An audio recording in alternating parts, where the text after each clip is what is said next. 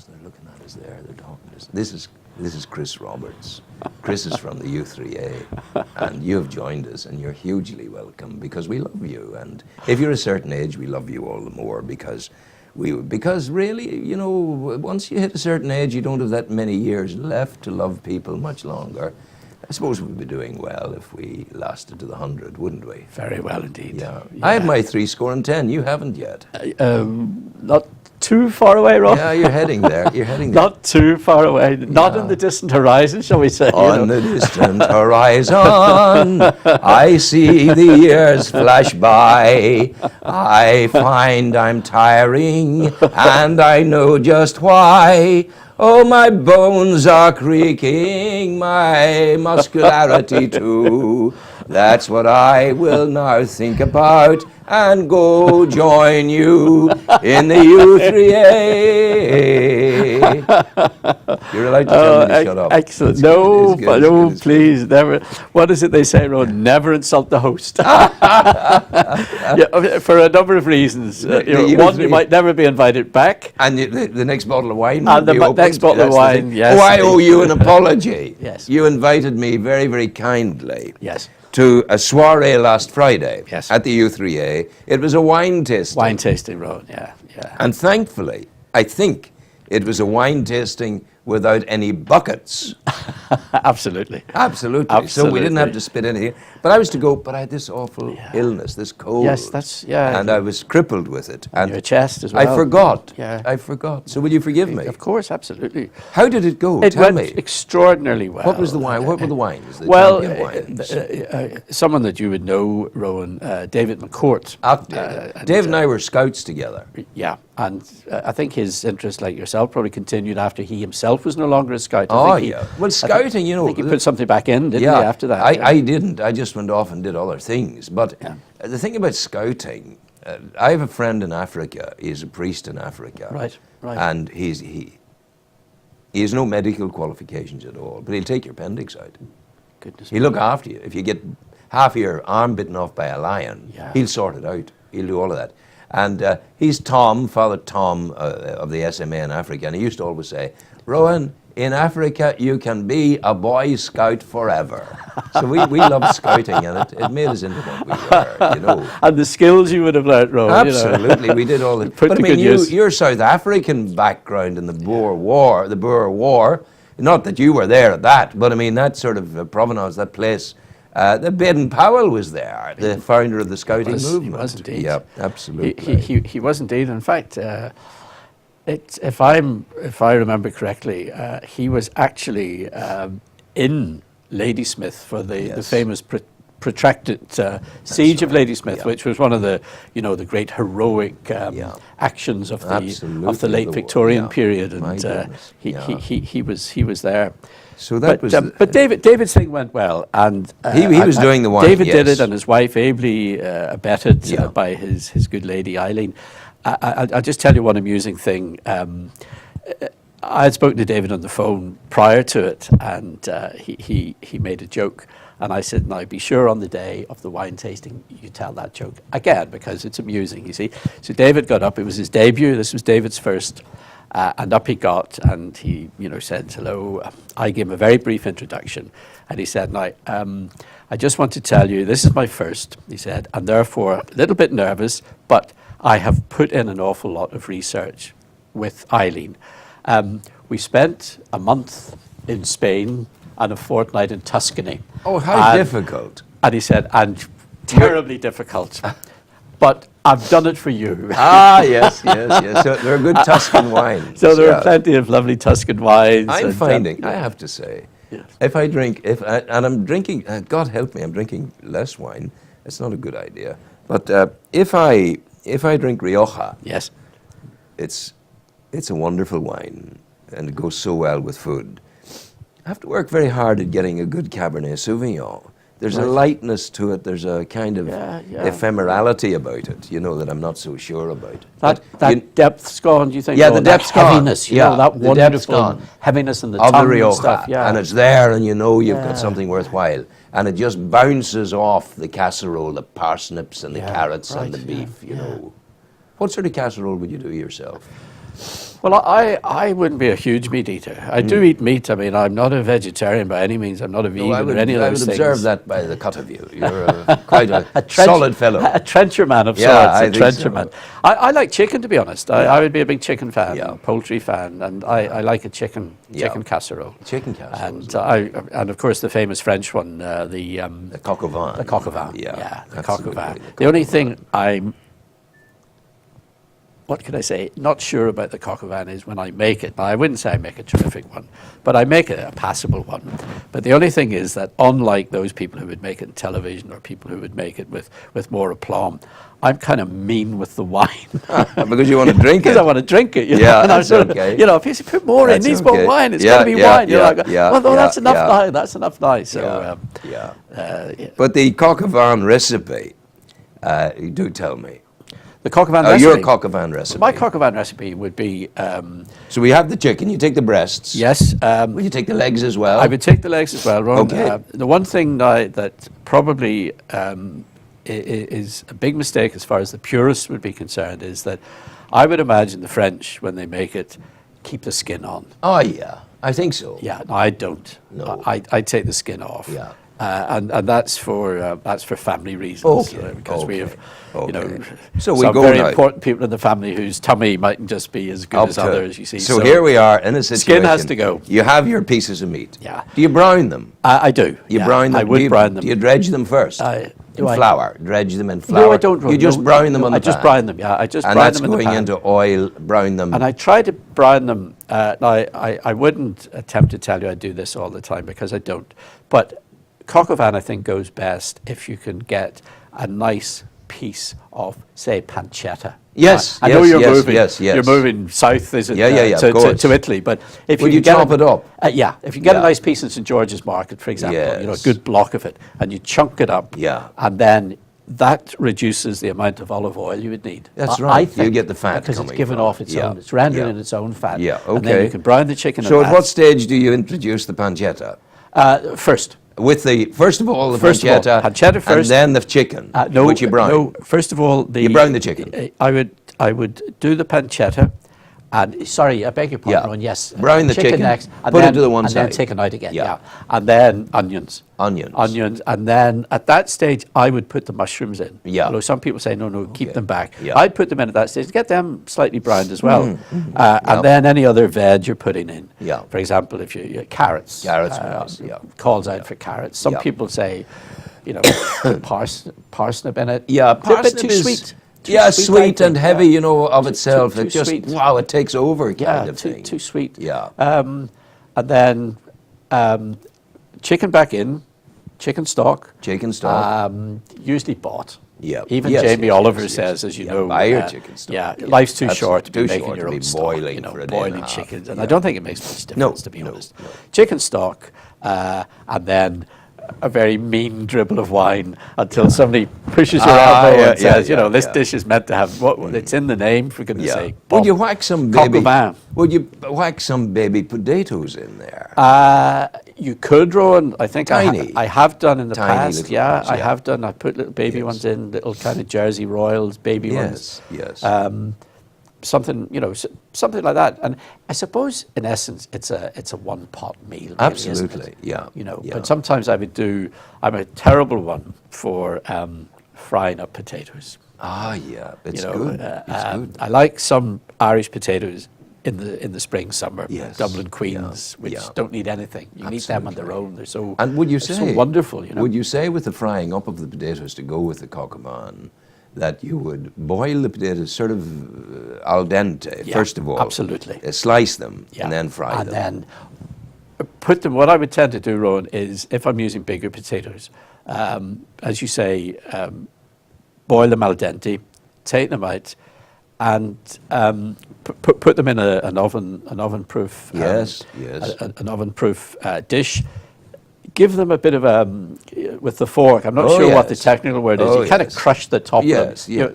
You sort of rough them up a bit, you know. Oh yes. And then drizzle that with oil, a little bit of salt, a little bit of pepper, back in, and by the time your coq au vin is just starting to so you're not actually frying coalesce. Potatoes. Coalesce is a lovely word. If we could get our politicians to crispy potatoes, if we got the politicians to coalesce as easily as the cock of Anne coalesces, absolutely, it would be fine. But you're not frying those potatoes.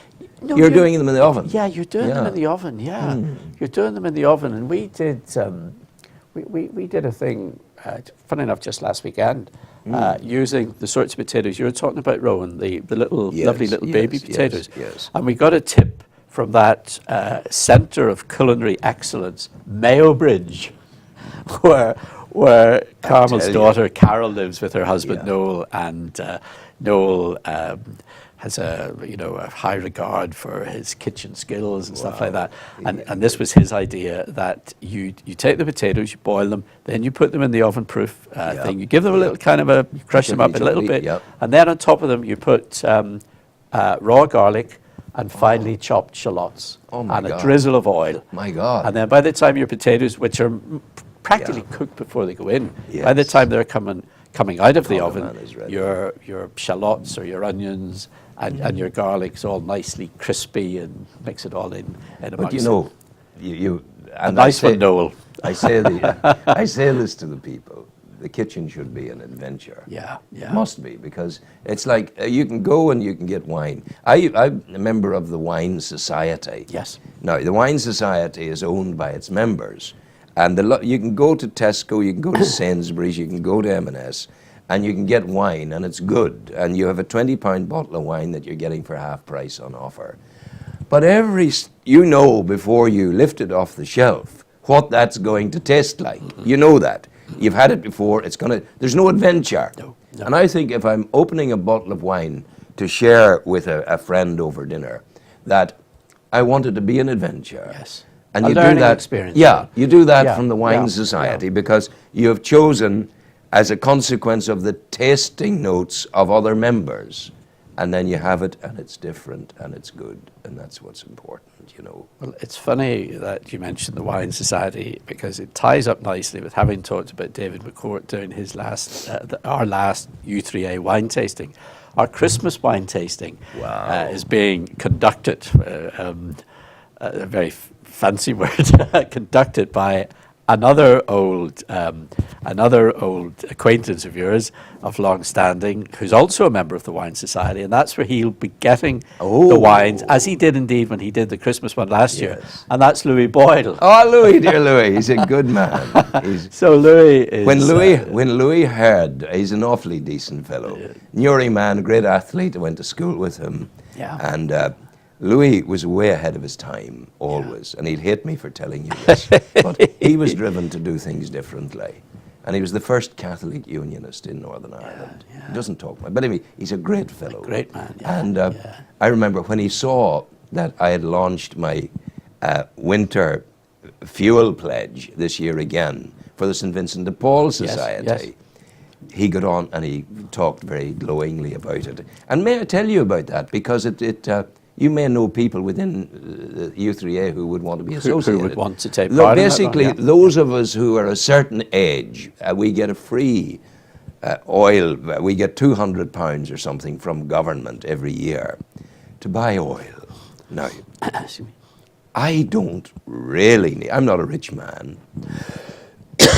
I'm rich in spirit. I'm rich in health in spite of this today. But I don't need it.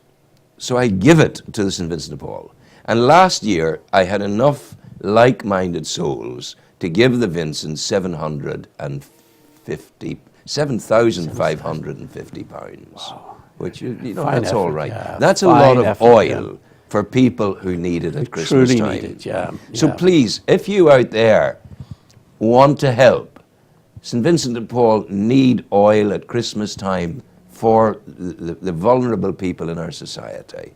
And if lots of people in the U3A put the word out. Yes, I will indeed. Maybe do it on your website. Yes, I could do that if you would, I'd be grateful. Yes. People absolutely. who are getting the allowance don't really need it. They can give it to the St. Vincent de Paul Society to bring heat into the homes of those who at Christmas time, God help us, have to choose between heating and eating. And you can do something there. And it's a wonderful feeling to know that you've been instrumental in putting 5,000 or 7,000 quid's worth of oil into the empty tanks of homes that really you know. So will you bear that in mind? I will most certainly, Ron. Very grateful. It's just that, you know, the way you have had such a long-standing association, a charitable association with Africa and indeed India. Yes. And when Louis, to mention Louis again, he'd be, if he's watching this, he'd be getting red around the gills with embarrassment. But I was speaking to Louis after the summer recess when he came back to rejoin the U3A, and I said, well, busy summer, anywhere nice? And he said, yeah, a very interesting summer. He had actually been to Uganda. Wow, yes. And he had done something, I think, which would find great favour with yourself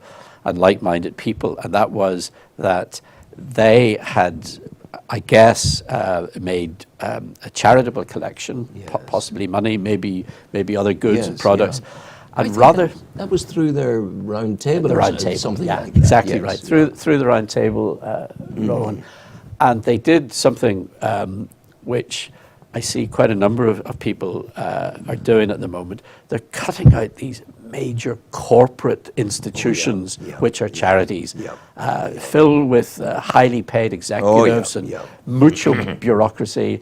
And Louis and his companions actually took it in person out there and gave it to those who needed it on the spot, knowing that this is where the need is, and this is our small contribution towards meeting that need. The beautiful thing, it is important to say that Trócaire, Concern, Oxfam, Save the Children, they're very, very wonderful organisations. And if a man is paid £1 million, that man must bring in 100 million, so to speak, you know.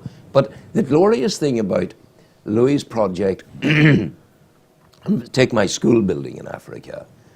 We're now £1 million down the road. We've built 3 schools and we've started the 4th. The glorious thing is it's a small enough project to put your arms around, to embrace, and to know that that's my project. Now, with the bigger projects, in spite of how efficient they are, there is always something that sticks in your craw a little bit about the fellow with the big top-of-the-range Mercedes, even though he's doing the great work. But it disappears into the pot of the goodness, the general goodness, which is fine. But I think we all need that feeling of, I'm doing that, I'm reaching in. And that's what Africa is doing for Louis, for me. And that's what the Christmas, winter fuel pledge is doing. It's a warmth pledge. It's allowing the St. Vincent de Paul to do great things in our community, you know. So we're going to end the weekend. It's the Halloween time. Does Halloween mean anything to you at all, you know, in a sentence? I guess, I suppose like a lot of people, and you would probably chastise me for this, for want of a better word. Never. But I, like a lot of people now, you can't help it. You may not want to do it, but you can't help it. You look back a bit, don't you, Rowan? You look back a bit. There's nothing wrong with that, Chris. No, and I actually remember Halloween as one of my favourite times.